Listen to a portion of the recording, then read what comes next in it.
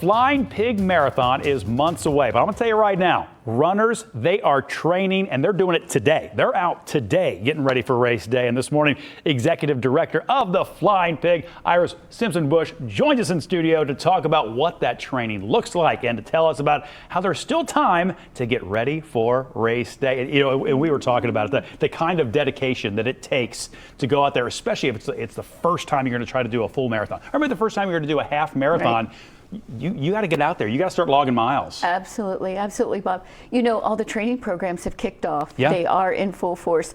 I always tout the training programs because it's just a wonderful way to train. Not everybody can do it. Some people like the solitary training of running by themselves, but we always encourage a training buddy, or the training programs are great. They help to get people ready. They help you with what to wear. You need to be out in this weather, as you said. Yep. So what do I wear when I'm running in, you know, kind of cold or rainy weather? How do I avoid injury? All those things.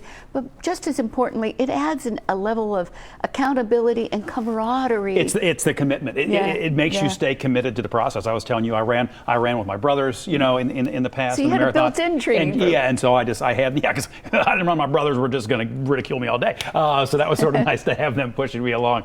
But if somebody is at that point where they've never done it and they want to start, that first step, that's the toughest one. How do we take it? They say taking that first step is the biggest. Yeah. Well, first of all, let me say something that I hope is not controversial, but if you have never done a marathon, maybe you do want to start with the half. Sure. And in our case, we always say if you do the half, then you've done the pig. You're just not doing the whole hog. So if it's on your bucket list to do a full marathon, you do still have time to be trained and to be ready for that day. But again, you've got to start now.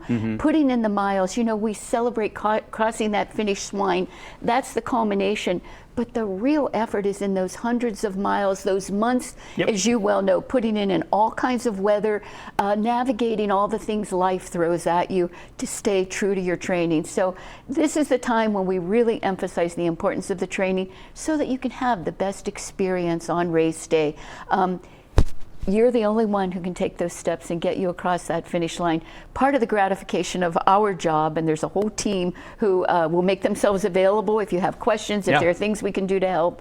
But the real gratification is being a little part of helping individuals achieve their goal. Yeah, get to that goal. You know, we mentioned the full, we mentioned the half, but this thing has evolved to this point where it is just a weekend of event after event after event. Talk about that evolution of the Flying Pig Marathon. Absolutely. In year one, and I have been involved in all of those years. Yes, indeed. We're coming up on our 26th running. Amazing. Registration is open. You can still be part of this event, but it's become so much to Cincinnati. First year was a 4-person relay, and we had the Piglet, the little kids event.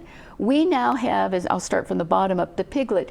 We still do that for kids we have a diaper dash, and then we have an incremental program. We had pre-pandemic, and now we're back in the thousands. Thousands of children who do 25 miles the month